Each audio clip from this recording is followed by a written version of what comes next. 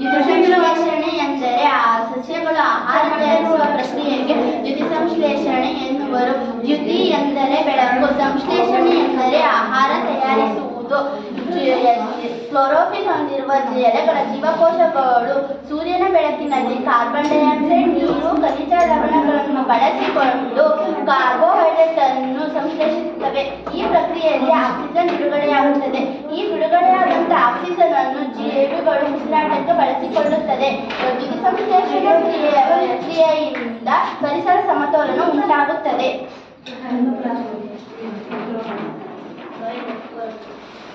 ಮಳೆ ನೀರಿನ ಕೊಯ್ಲು. ಮಳೆ ನೀರಿನ ಕೊಯ್ಲು ಎಂದರೆ ಅಂತರ್ಜಲ ಮರುಪೂರಣಕ್ಕಾಗಿ ಮಳೆ ನೀರನ್ನು ಸಂಗ್ರಹಿಸುವ ವಿಧಾನಕ್ಕೆ ಮಳೆ ನೀರಿನ ಕೊಯ್ಲು ಎನ್ನುವರು. ಇದು ಮಳೆ ನೀರಿನ ಸಂಗ್ರಹಣಾ ತೊಟ್ಟಿ. ಇದು ನೀರಿನ ಶುದ್ಧೀಕರಣ ತೊಟ್ಟಿ. ಶುದ್ಧೀಕರಿಸಿದ ನೀರಿನ ಸಂಗ್ರಹಣಾ ತೊಟ್ಟಿ.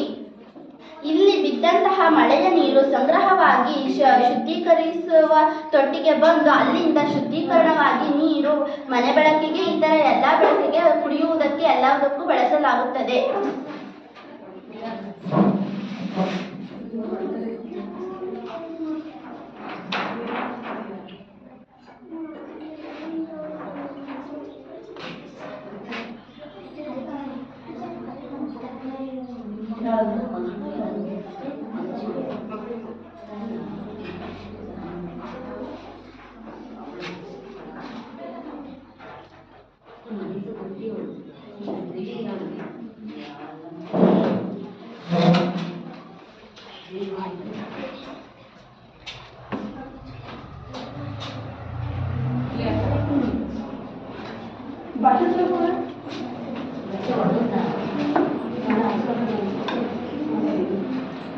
ಸೌರಮಂಡಲ. ಸೌರಮಂಡಲ ಎಂದರೆ ಸೂರ್ಯ ಮತ್ತು ಸೂರ್ಯನ ಪರಿವಾರವನ್ನು ಸೌರಮಂಡಲ ಎನ್ನುವರು. ಗ್ರಹಗಳ ಲಕ್ಷಣಗಳು. ಇದು ಸೂರ್ಯ. ಇದು ಬುಧ ಗ್ರಹ. ಇದರ ಬಣ್ಣ ಬೂದು ಬಣ್ಣ. ಇದರ ದೈನಂದಿನ ಚಲನೆ 59 ದಿನ. ವಾರ್ಷಿಕ ಚಲನೆ 276 ದಿನಗಳು. ಇದಕ್ಕೆ ಯಾವುದೇ ರೀತಿಯ ಉಪಗ್ರಹಗಳು ಇಲ್ಲ. ಇದು ಶುಕ್ರ ಗ್ರಹ. ಇದು ಸೌರಮಂಡಲದ 2ನೇ ಗ್ರಹ. ಇದರ ಬಣ್ಣ ಶುಭ್ರ ಬಿಳಿ. ಇದನ್ನು ಬೆಳ್ಳಿ ಚುಕ್ಕಿ ಎಂದರೂ ಕರೆಯುತ್ತಾರೆ. ಇದರ ದೈನಂದಿನ ಚಲನೆ 243 ದಿನಗಳು. ವಾರ್ಷಿಕ ಚಲನೆ 225 ದಿನಗಳು. ಇದಕ್ಕೂ ಕೂಡ ಯಾವುದೇ ರೀತಿಯ ಉಪಗ್ರಹಗಳು ಇಲ್ಲ. ಇದು ಭೂಮಿ. ಇದು ಸೌರಮಂಡಲದ 3ನೇ ಗ್ರಹ. ಇದರ ಬಣ್ಣ ತಿಳಿ ನೀಲಿ. ಇದು ಜೀವಿಗಳು ವಾಸಿಸುವ ಗ್ರಹವೂ ಹೌದು. ಇದರ ದೈನಂದಿನ ಚಲನೆ 24 ಗಂಟೆಗಳು. ವಾರ್ಷಿಕ ಚಲನೆ 365 ದಿನಗಳು. ಇದಕ್ಕೆ ಒಂದೇ ಒಂದು ಉಪಗ್ರಹವಿದೆ, ಅದು ಚಂದ್ರ. ಇದು ಮಂಗಳ ಗ್ರಹ. ಇದು ಸೌರಮಂಡಲದ 4ನೇ ಗ್ರಹ. ಇದರ ಬಣ್ಣ ಕೆಂಪು ಬಣ್ಣ. ಇದರ ದೈನಂದಿನ ಚಲನೆ 1 ದಿನ 37 ಗಂಟೆ 5 ನಿಮಿಷಗಳು. ವಾರ್ಷಿಕ ಚಲನೆ 1.88 ವರ್ಷಗಳು. ಇದಕ್ಕೆ 2 ಉಪಗ್ರಹಗಳಿವೆ. ಇದು ಗುರು ಗ್ರಹ. ಇದು ಸೌರಮಂಡಲದ 5ನೇ ಗ್ರಹ. ಇದರ ಬಣ್ಣ ಕಂದು ಬಣ್ಣ. ಇದಕ್ಕೆ ಮೊಸುಕಾದ ಉಂಗುರವಿದೆ. ಇದರ ದೈನಂದಿನ ಚಲನೆ 9 ಗಂಟೆ 55 ನಿಮಿಷಗಳು. ವಾರ್ಷಿಕ ಚಲನೆ 11.86 ವರ್ಷಗಳು. ಇದಕ್ಕೆ 63 ಉಪಗ್ರಹಗಳಿವೆ. ಇದು ಶನಿ ಗ್ರಹ. ಇದು ಸೌರಮಂಡಲದ 6ನೇ ಗ್ರಹ. ಇದಕ್ಕೆ ಸುಂದರವಾದ ಉಂಗುರವಿದೆ. ಇದನ್ನು ಸುಂದರವಾದ ಗ್ರಹ ಎಂದರೂ ಕರೆಯುತ್ತಾರೆ. ಇದನ್ನು ಸುಂದರವಾದ ಗ್ರಹ ಎಂದು ಕರೆಯಲು ಕಾರಣ ಇದಕ್ಕೆ ಸುಂದರವಾದ ಉಂಗುರವಿರುವುದರಿಂದ. ಇದರ ದೈನಂದಿನ ಚಲನೆ 10 ಗಂಟೆ 14 ನಿಮಿಷಗಳು. ವಾರ್ಷಿಕ ಚಲನೆ 29.5 ವರ್ಷಗಳು. ಇದು ಯುರೇನಸ್ ಗ್ರಹ. ಇದು ಸೌರಮಂಡಲದ 7ನೇ ಗ್ರಹ. ಇದರ ಬಣ್ಣ ಹಸಿರು ಬಣ್ಣ. ಇದರ ದೈನಂದಿನ ಚಲನೆ 17 ಗಂಟೆ 13 ನಿಮಿಷಗಳು. ವಾರ್ಷಿಕ ಚಲನೆ 84 ವರ್ಷ. ಇದಕ್ಕೆ 27 ಉಪಗ್ರಹಗಳಿವೆ. ಇದು ನೆಪ್ಚೂನ್ ಗ್ರಹ. ಇದು ಸೌರಮಂಡಲದ ಕೊನೆಯ ಗ್ರಹ. ಇದು ಸೂರ್ಯನಿಂದ ತುಂಬಾ ದೂರವಿರುವ ಗ್ರಹವೂ ಹೌದು. ಇದರ ಬಣ್ಣ ಗಾಢ ನೀಲಿ. ಇದರ ದೈನಂದಿನ ಚಲನೆ 16 ಗಂಟೆ 23 ನಿಮಿಷಗಳು. ವಾರ್ಷಿಕ ಚಲನೆ 165 ವರ್ಷಗಳು. ಇದಕ್ಕೆ 13 ಉಪಗ್ರಹಗಳಿವೆ. ಈಗ ನಾನು ಗ್ರಹಗಳು ಸೂರ್ಯನ ಮೇಲೆ ಏಕೆ ಬೀಳುವುದಿಲ್ಲವೆಂದರೆ ಗ್ರಹಗಳು ತನ್ನ ಕಕ್ಷೆಯ ವೇಗದಿಂದ ಸೂರ್ಯನ ಮೇಲೆ ಬೀಳುವುದಿಲ್ಲ. ಭೂಮಿ ತಿರುಗುವುದು ನಮಗೆ ಏಕೆ ಗೊತ್ತಾಗುವುದಿಲ್ಲವೆಂದರೆ ಭೂಮಿಯ ಮೇಲಿನ ಪ್ರತಿ ವಸ್ತುವು ಭೂಮಿಯ ವೇಗ ಮತ್ತು ಗುರುತ್ವಾಕರ್ಷಣ ಬಲಕ್ಕೆ ಹೊಂದಿಕೊಂಡಿರುವುದರಿಂದ ಭೂಮಿಯು ತಿರುಗುವುದು ನಮಗೆ ಗೊತ್ತಾಗುವುದಿಲ್ಲ.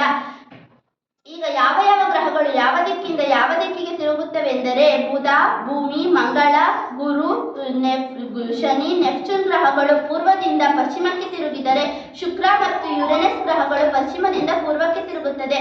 ಬುಧ, ಭೂಮಿ, ಮಂಗಳ, ಗುರು, ಶನಿ, ನೆಪ್ಚೂನ್ ಗ್ರಹಗಳಲ್ಲಿ ಸೂರ್ಯ ಪೂರ್ವದಲ್ಲಿ ಉದಯಿಸಿದಂತೆ ಕಾಣಿಸಿದರೆ ಶುಕ್ರ ಮತ್ತು ಯುರೇನಸ್ ಗ್ರಹದಲ್ಲಿ ಸೂರ್ಯ ಪಶ್ಚಿಮದಲ್ಲಿ ಉದಯಿಸಿದಂತೆ ಕಾಣಿಸುತ್ತದೆ. ಭೌತ ಮತ್ತು ರಾಸಾಯನಿಕ ಬದಲಾವಣೆಗಳಲ್ಲಿ ಎರಡು ವಿಧ: ಭೌತ ಬದಲಾವಣೆ, ರಾಸಾಯನಿಕ ಬದಲಾವಣೆ. ಭೌತ ಬದಲಾವಣೆ ಎಂದರೆ ಒಬ್ಬ ವಸ್ತುವಿನ ಭೌತ ಗುಣಗಳಲ್ಲಿ ಬದಲಾವಣೆಯಾದರೆ ಅದನ್ನು ಭೌತ ಬದಲಾವಣೆ ಎನ್ನುವರು. ವಸ್ತು ಬದಲಾವಣೆಯಲ್ಲಿ ಹೊಸ ವಸ್ತು ಉತ್ಪತ್ತಿಯಾದರೆ ಅದನ್ನು ರಾಸಾಯನಿಕ ಬದಲಾವಣೆ ಎನ್ನುವರು. ಇದನ್ನು ನಾನು ಪ್ರಯೋಗದ ಉದಾಹರಣೆಗಳ ಮೂಲಕ ತೋರಿಸುತ್ತೇನೆ. ಭೌತ ಬದಲಾವಣೆಗೆ ಉದಾಹರಣೆ: ರಬ್ಬರ್ ಬ್ಯಾಂಡ್ ಎಳೆಯುವುದು, ಸೀಮೆ ಸುಣ್ಣವನ್ನು ಪುಡಿ ಮಾಡುವುದು, ಪೇಪರ್ ಮುದುಡುವುದು. ಈಗ ಬಟ್ಟೆಯನ್ನು ನೀರಿನಲ್ಲಿ ನೆನೆಸಿ ಅದು ಒಣಗಿದಾಗ ಮೊದಲಿನ ರೂಪಕ್ಕೆ ನಮಗೆ ಸಿಗುತ್ತದೆ.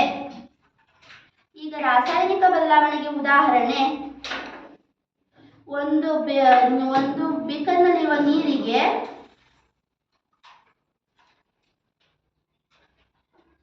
ಸೋಡಾ,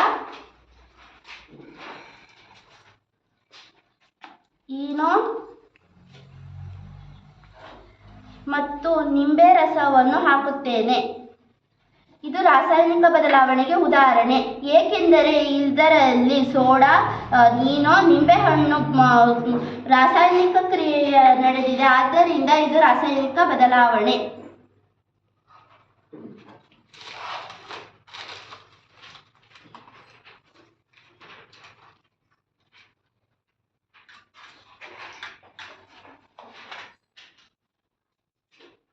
ಪೇಪರ್ ಸುಡುವುದು ರಾಸಾಯನಿಕ ಬದಲಾವಣೆ. ಇದರಲ್ಲಿ ಬೂದಿ ಉತ್ಪತ್ತಿ ಆಗುತ್ತದೆ.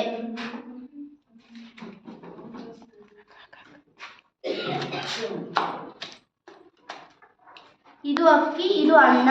ಈ ಅಕ್ಕಿಯಿಂದ ಅನ್ನ ಮಾಡಲಾಗುತ್ತದೆ. ಇದನ್ನು ಮೊದಲಿನ ರೂಪಕ್ಕೆ ತರಲಾಗುವುದಿಲ್ಲ.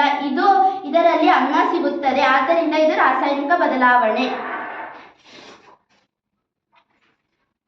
ಈಗ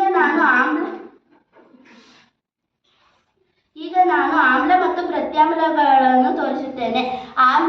ಆಮ್ಲಗಳೆಂದರೆ ಹುಳಿ ರುಚಿಯನ್ನು ಹೊಂದಿರುವ ವಸ್ತುಗಳನ್ನು ಆಮ್ಲಗಳು ಎನ್ನುತ್ತಾರೆ. ಪ್ರತ್ಯಾಮ್ಲಗಳೆಂದರೆ ಸ್ಪರ್ಶಿಸಿದಾಗ ಸಾಬೂನಿನಂತಹ ಸ್ಪರ್ಶ ನೀಡುವ ಮತ್ತು ಕಹಿ ರುಚಿಯನ್ನು ಹೊಂದಿರುವ ವಸ್ತುಗಳನ್ನು ಪ್ರತ್ಯಾಮ್ಲಗಳು ಎನ್ನುತ್ತಾರೆ. ತಟಸ್ಥೀಕರಣವೆಂದರೆ ಆಮ್ಲಗಳು ಮತ್ತು ಪ್ರತ್ಯಾಮ್ಲಗಳ ನಡುವಿನ ಕ್ರಿಯೆಯನ್ನು ತಟಸ್ಥೀಕರಣ ಕ್ರಿಯೆ ಎನ್ನುವರು. ಈಗ ನಾನು ಗಾಜಿನ ಬೀಕರ್ನಲ್ಲಿರುವ ಈ ಪ್ರಯೋಗ ಮಾಡಲು ಬೇಕಾದ ಸಾಮಗ್ರಿಗಳು: ಬೀಕರ್, ನೀರು, ಅರಿಶಿನ, ಡಿಟರ್ಜೆಂಟ್ ಪೌಡರ್, ನಿಂಬೆಹಣ್ಣು. ಈಗ ನಾನು ಬೀಕರ್ನಲ್ಲಿರುವ ನೀರಿಗೆ ಅರಿಶಿನ ಪುಡಿಯನ್ನು ಹಾಕುತ್ತೇನೆ. ಇದನ್ನು ಈಗ ಕಲಕುತ್ತೇನೆ. ಈಗ ಇದರ ಬಣ್ಣ ಅರಿಶಿನ ಬಣ್ಣವಾಗಿದೆ. ಈಗ ಇದಕ್ಕೆ ನಾನು ಡಿಟರ್ಜೆಂಟ್ ಪೌಡರ್ ಅನ್ನು ಹಾಕುತ್ತೇನೆ. ಈ ಡಿಟರ್ಜೆಂಟ್ ಪೌಡರ್ ಒಂದು ಪ್ರತ್ಯಾಮ್ಲಕ್ಕೆ ಉದಾಹರಣೆ.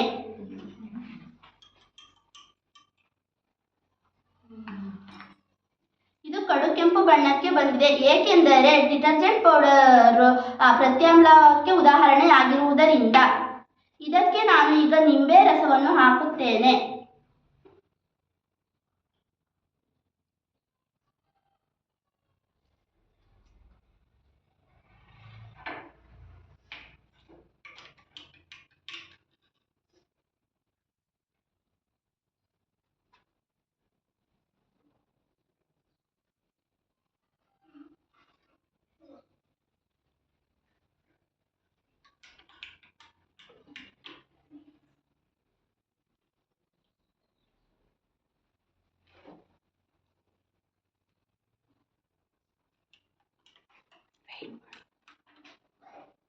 ಇದು ಮೊದಲಿನ ಅರಿಶಿನ ಬಣ್ಣಕ್ಕೆ ತಿರುಗಿದೆ. ಏಕೆಂದರೆ ನಿಂಬೆಹಣ್ಣು ಒಂದು ಆಮ್ಲಕ್ಕೆ ಉದಾಹರಣೆ. ನಿಂಬೆಹಣ್ಣು ಮತ್ತು ಡಿಟರ್ಜೆಂಟ್ ಪೌಡರ್ ಆಮ್ಲ ಮತ್ತು ಪ್ರತ್ಯಾಮ್ಲಗಳಿಗೆ ಉದಾಹರಣೆಯಾಗಿರುವುದರಿಂದ ಆಮ್ಲ ಮತ್ತು ಪ್ರತ್ಯಾಮ್ಲಗಳು ಪರಸ್ಪರ ಸೇರಿದಾಗ ತಟಸ್ಥೀಕರಣ ಕ್ರಿಯೆ ಉಂಟಾಗುತ್ತದೆ. ಇದರಿಂದ ತಿಳಿದುಕೊಳ್ಳುವ ಅಂಶ ಆಮ್ಲಗಳು ಮತ್ತು ಪ್ರತ್ಯಾಮ್ಲಗಳು ಸೇರಿದಾಗ ತಟಸ್ಥೀಕರಣ ಕ್ರಿಯೆ ನಡೆಯುತ್ತದೆ.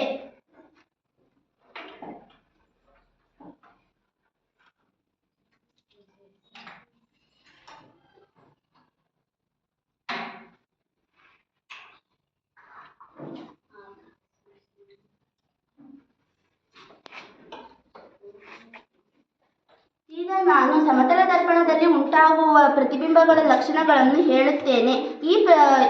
ಈ ಪ್ರಯೋಗ ಮಾಡಲು ಬೇಕಾದ ಸಾಮಗ್ರಿಗಳು ಸಮತಲ ದರ್ಪಣ, ಚೆಸ್ ಬೋರ್ಡ್, ಕ್ಯಾಂಡಲ್ ಮತ್ತು ಬೆಂಕಿ ಪಟ್ಟಣ. ಈಗ ನಾನು ಕ್ಯಾಂಡಲ್ ಅನ್ನು ಕಚ್ಚುತ್ತೇನೆ.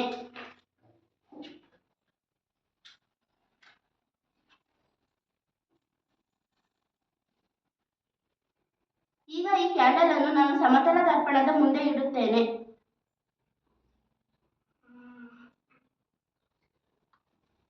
ಈಗ ಈ ಸಮತಲ ದರ್ಪಣದಲ್ಲಿ ಉಂಟಾಗುವ ಪ್ರತಿಬಿಂಬದ ಲಕ್ಷಣ, ಸಮತಲ ದರ್ಪಣದಲ್ಲಿ ಉಂಟಾಗುವ ಪ್ರತಿಬಿಂಬವು ಯಾವಾಗಲೂ ನೇರ ಮತ್ತು ವಸ್ತುವಿನ ಗಾತ್ರದಷ್ಟೇ ಇರುತ್ತದೆ. ಪ್ರತಿ ವಸ್ತುವು ಸಮತಲ ದರ್ಪಣದ ಮುಂದೆ ಎಷ್ಟು ದೂರದಲ್ಲಿ ಇರುತ್ತದೋ ಅಷ್ಟೇ ದೂರದಲ್ಲಿ ಪ್ರತಿಬಿಂಬವು ಉಂಟಾಗುತ್ತದೆ.